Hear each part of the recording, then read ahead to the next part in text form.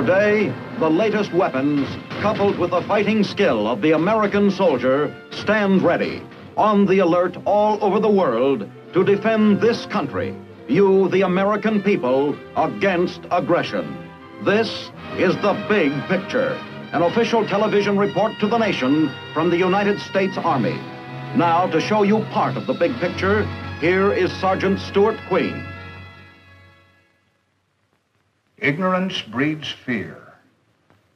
To teach soldiers of the United States Army exactly what atomic weapons can and cannot do, and thereby allay any unreasonable fears of the A-bomb, a series of atomic experiments have been held in the barren lands of Nevada during the past several years.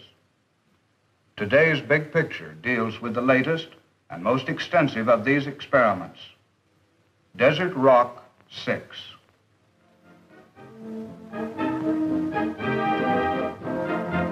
In the spring of 1945, victory in Europe terminated a slow, painful war in the Old World.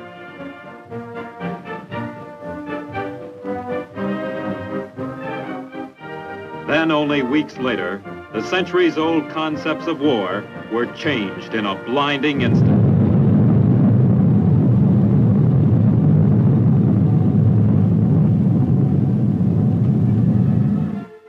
Here at Hiroshima was felt the awful impact of man's new, mightiest weapon, the A-bomb.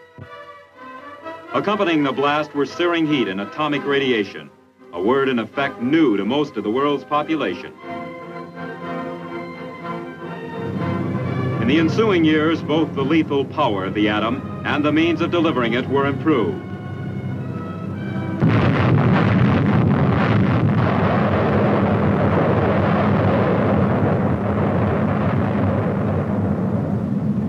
Then came atomic artillery.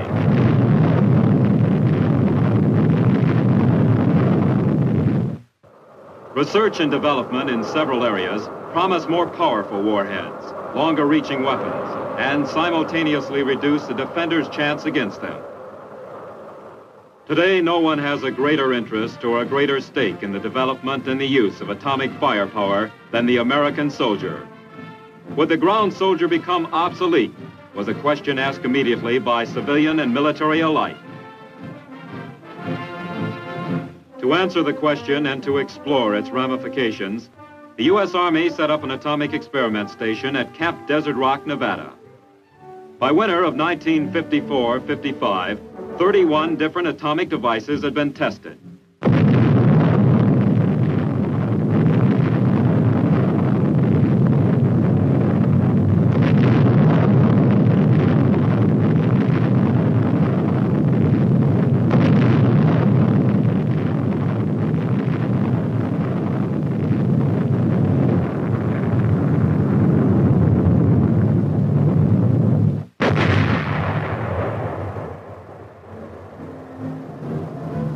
Now in January of 1955, another series of test explosions is scheduled. Instructors are prepared to answer the questions uppermost in the minds of every participant. You are here to participate in an atomic maneuver. Atomic weapons are truly powerful, but they don't mean the end of all life as so many people think. You can live through an atomic attack, and by taking common sense precautions, live to fight another day. This is not a haphazard maneuver. Careful planning for it started months back, involving activity not only here in Nevada, but also in New Mexico and wherever your home stations are. The planning mentioned by the instructor involves the movement of infantry and armored units.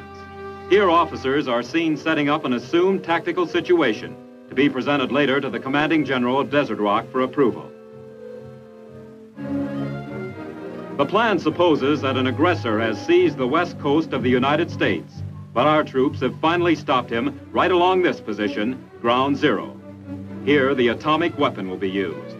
Next, our troops will attack and seize the target area. Immediately, the plans are approved. Army engineers go to work. Across the monotonous terrain to Frenchman's Flat, they set up their transits and begin to lay out the exercise area.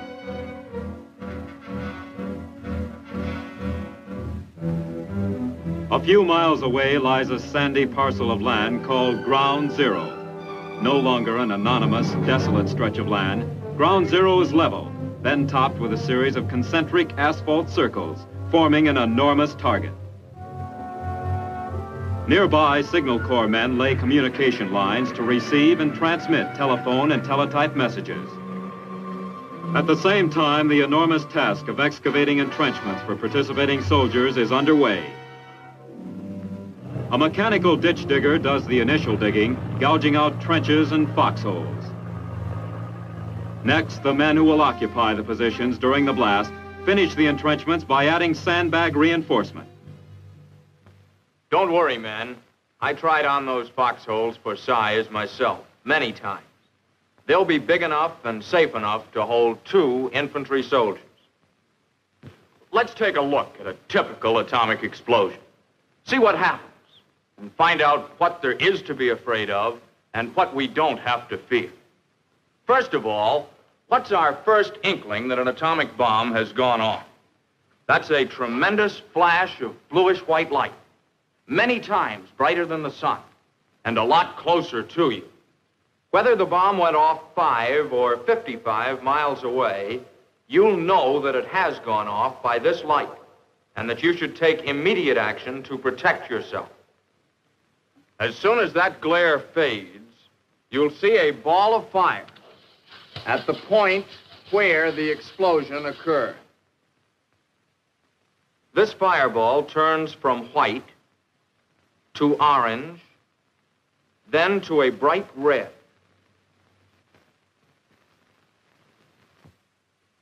A brown, smoky-looking cloud soon begins to cover the fireball. This brown cloud rises very rapidly, and a stem of dust shoots up from the ground to meet it. This mushroom stem is made up of pulverized pieces of the ground below, the target. When the head of the cloud reaches very cold air, actual ice crystals form an ice cap over the cloud. The cloud itself is still hot and churning. So the ice flows down over the sides, mixing in through the cloud, eventually turning it pure white in color. This white mushroom, zooming up to 40 or 50,000 feet, may be several miles in diameter and be seen from many miles away. Eventually, the cloud drifts off, and you can't tell it from the other clouds in the sky. Watched from a safe distance, this explosion is one of the most beautiful sights ever seen by man. You're probably saying, so it's beautiful. What makes it so dangerous?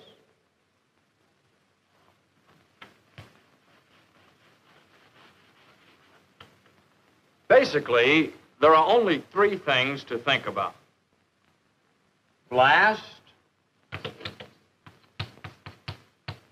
heat, and radiation. Let's take a look at each of these in turn. Blast from an atomic explosion is just like blast from any other explosion, except it's larger. The wall of air pressure created by this atomic weapon can hurt you and your equipment. The atomic blast pushes on an obstacle like a building for about 1 second, about 100 times as long as ordinary high explosive. You might say that where ordinary bombs hit a building sharply and let suction pull out the walls, the atomic bomb leans on a building until it pushes it over.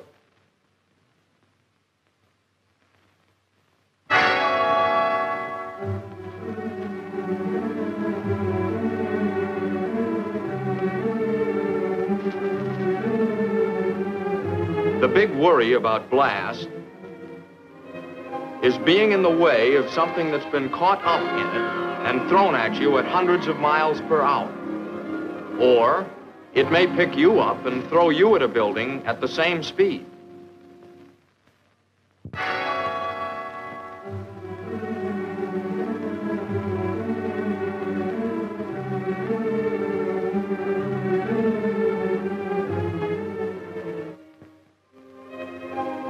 To avoid trouble, get down fast, down below the surface of the ground if possible. If you stay down so that the flying debris can sail over you, you can protect yourself completely from atomic blast. The next thing to consider is, how long do you have to get down?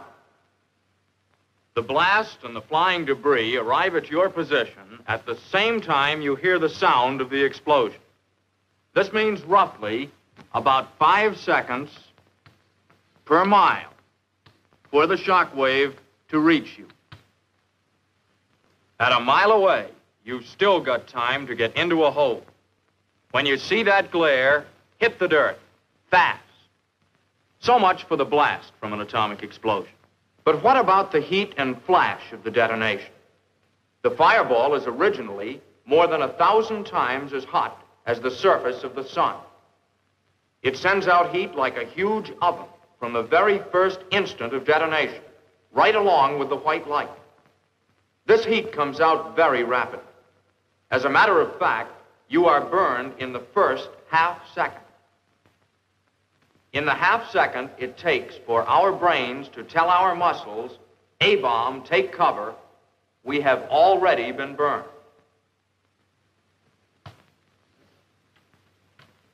But at 1 mile, which is pretty close to one of these gadgets, ordinary clothing will protect you. Keep your sleeves rolled down and wear a hat.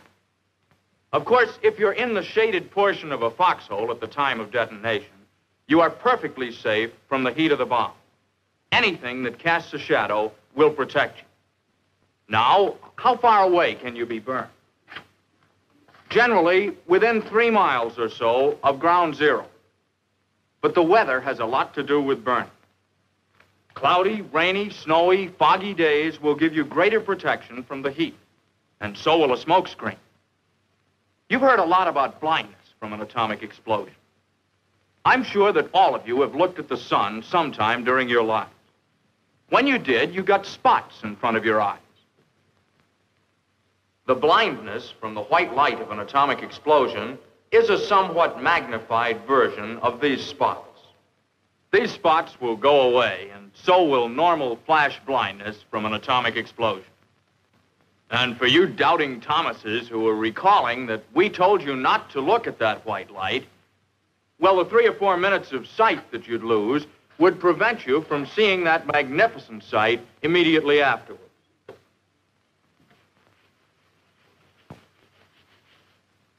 And now we come to what a lot of people consider the $64 question, radiation. This is the one new effect obtained by the use of an atomic weapon. Truthfully, it's the least important of the 3 effects, as far as the soldier on the ground is concerned. Still, radiation affects the body much as an X-ray does. If enough is received, it can be fatal.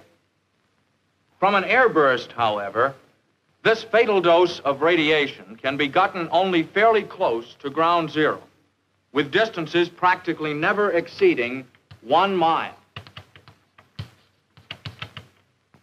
Since buildings are destroyed by blast out to a couple of miles, and burning occurs maybe 3 miles away, you can see the radius of fatal radiation is much less. Radiation from the bomb comes in 4 forms. First, the alpha particle, or nucleus of the helium gas atom. Then the beta particle, or high-speed electron. Next, the gamma ray, or energetic X-ray. And finally, the neutron. Only the last 2, the gamma ray and the neutron, travel far enough to be considered in their effect on the human body. These radiations can be stopped by thick substances. Steel, concrete, and ordinary dirt offer good protection. As a matter of fact, 1 inch of steel, 4 inches of concrete, or 5 inches of dirt will cut out nearly half the radiation you would otherwise receive. Half of this airburst radiation occurs during the first second, the remaining half during the next 89 seconds. So the radiation hazard on the ground is over 90 seconds after the bomb goes off in the air. If you are above ground and get under at the end of 1 second, you can miss half the radiation completely. So, your best available protection from radiation is doing what you do to avoid debris hurtling toward you. You can't feel it, smell it, or taste it. Film badges and dosimeters issued to you enable the radiological safety monitor in your unit to read the amount of your exposure.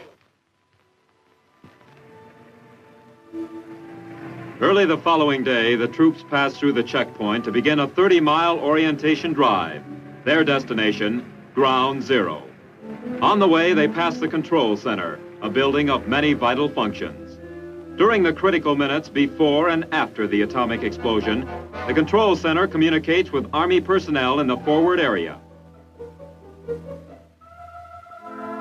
By remote control, the center operates hundreds of scientific instruments positioned near Ground Zero. Many of the instruments are protected and cared for in shelters. Others are placed out in the open above ground. The presence of so many protective and measuring devices is reassuring to the man who will shortly be stationed within the range of the explosion. While at Ground Zero, equipment is inspected in the display area so that comparisons may be made after the detonation.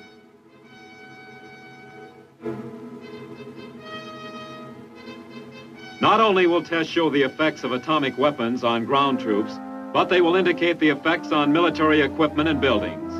Test equipment is set up at various intervals from Ground Zero, from 2 miles to 1/4 of a mile. Test equipment is placed above ground unsheltered, above ground sheltered, and in dug-in positions. A model city is erected that will test the degree of destruction on homes and the effect on their occupants, here represented by mannequins. Food is also to be tested. Meanwhile, advancing from the south are the tanks comprising Task Force Razor, 55 M48, supported by more than 200 other vehicles. For 3 days, the men and machines have been traveling through the wastelands of the Mojave and the Death Valley deserts. Once it reaches a detonation area, Task Force Razor will pause briefly for the explosion, then move forward to encounter and subdue a ghost battalion entrenched in the target area.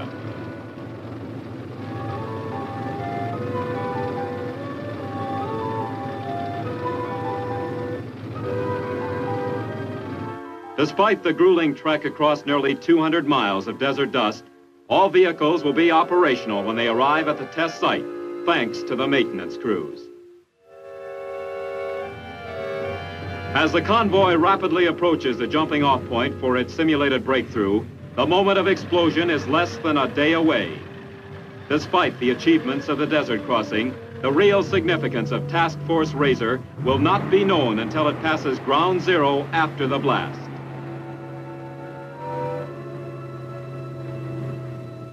Night falls swiftly at Desert Rock, the tension and the excitement mounting. For some of the participating troops, nearby Las Vegas offers an evening's entertainment, a distinct but equally stimulating change from the preparations for the atomic blast. The weekly free show sponsored by the Las Vegas Variety Club comes off on schedule.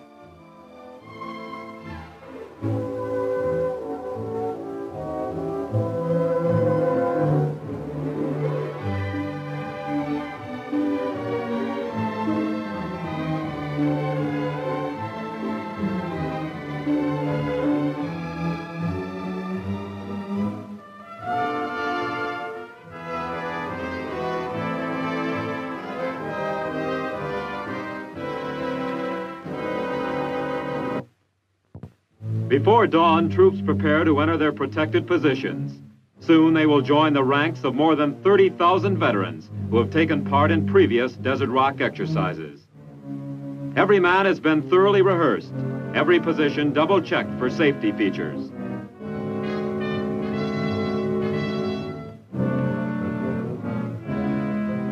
In the time that remains before the detonation, the troops receive final instructions from their briefing officer.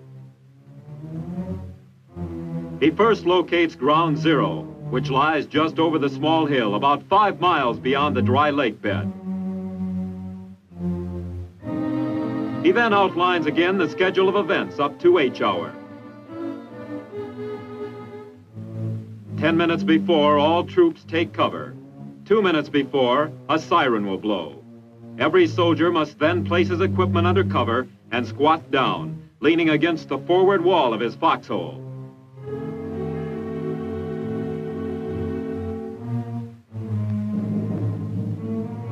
At the proper instant before H hour, rockets will be fired skyward for measuring purposes. Elements of Task Force Razor stand in readiness. Sugar, minus 30. I would be transmitting to you by telephone. Turn off all engines, all radios. Face all turrets to the rear. Shut all hatches. I say again, turn off all engines, shut off all radios, face all turrets to the rear, close all hatches.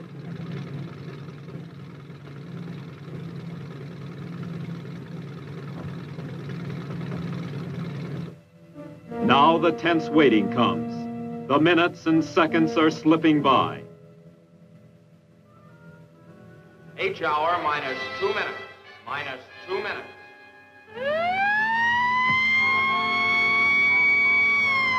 All personnel kneel down in the trenches. Lean against the forward wall and stay down.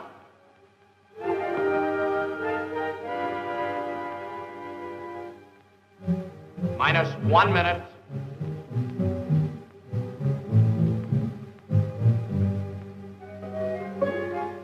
Thirty seconds.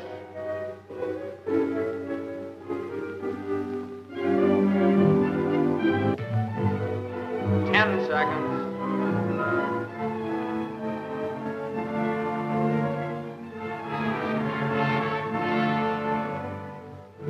5, 4, 3, 2, 1.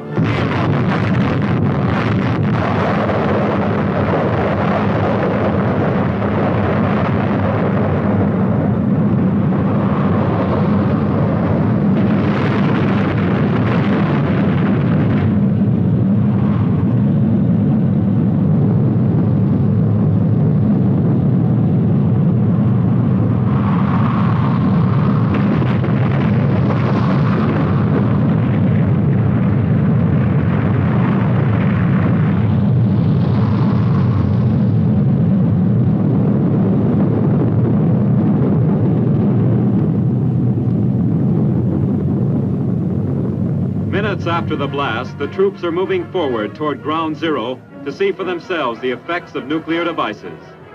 This first-hand experience is one which will be embedded in the memory of every man.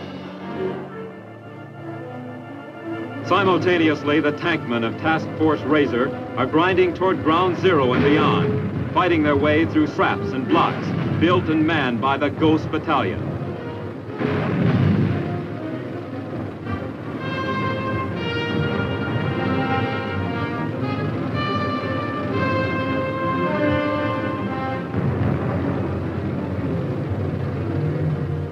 An inspection of the model city shows the relative strength of construction methods and building materials. Vehicles, weapons, and equipment are inspected for damage. They represent an enemy's arms, but they could be our own. Some damaged beyond repair, others still usable.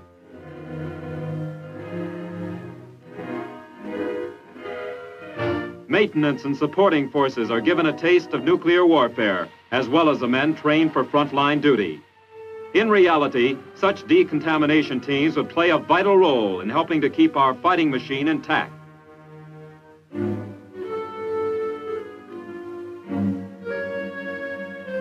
Ground Zero has been reached, explored, and left behind. One of the 13 successful desert rock experiments in this series is history. As As an added safety measure, every man is thoroughly brushed and checked with a Geiger counter before he is allowed to return to his campsite. Every individual has received a singular personal impression, of course, but most of the participants have formed an opinion in common. But, Bert, don't you think that the atomic weapon would be a mighty powerful thing for our soldiers to avoid on the battlefield? Well, Al, there's no question about it. It is a powerful weapon. But we have had proven to us in these tests that a soldier can fight and survive on an atomic battlefield if he protects himself adequately. Well, Bert, you were out there. How's about some comments on this radiation I hear so much about? Well, there is radiation. There's no question about that. But, well, for example, the other day I was out there at 2,500 yards from ground zero, and I received 1 milliroentgen of radiation during that time. And it takes approximately 450 Roentgens to place one in the critical category. So, as you can see, I'm still here. To the question, what about the ground soldier in the atomic age, desert rock experiments give a clear answer. The atom has revolutionized the mechanics of warfare, but the basic element, the fighting man, remains unchanged. No one is more aware of this than the men of the United States Army.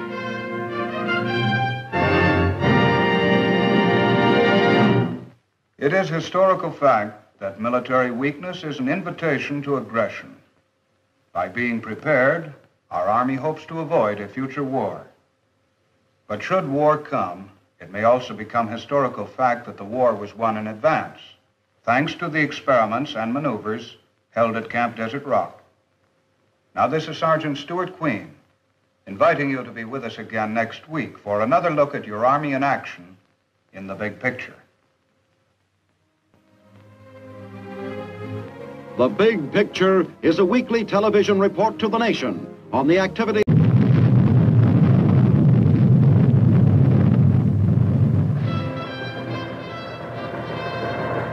Today, the latest weapons, coupled with the fighting skill of the American soldier, stand ready, on the alert all over the world to defend this country, you, the American people, against aggression.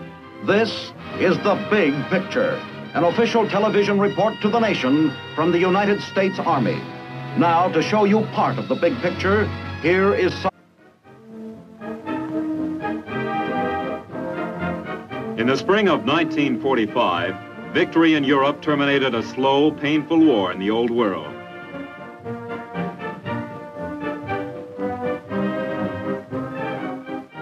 Then, only weeks later, the centuries-old concepts of war were changed in a blinding instant.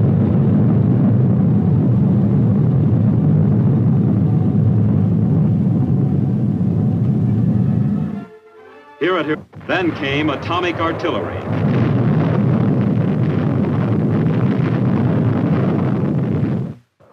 Research and development in several areas promise more powerful warheads, longer-reaching weapons, and simultaneously reduce the defender's chance against them. Today, no one has a greater interest or a greater stake in the development and the use of atomic firepower than the American soldier. Would the ground soldier become obsolete? Was a question asked immediately by civilian Hiroshima was felt the awful impact of man's new mightiest weapon, the A-bomb. Accompanying the blast were searing heat and atomic radiation, a word in effect new to most of the world's population.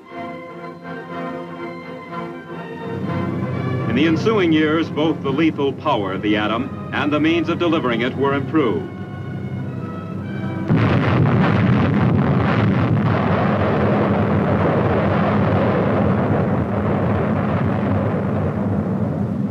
Sergeant Stuart Queen. Ignorance breeds fear.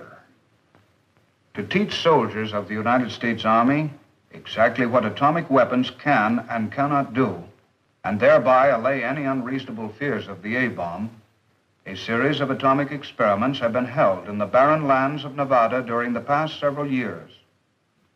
Today's big picture deals with the latest and most extensive of these experiments, Desert Rock 6.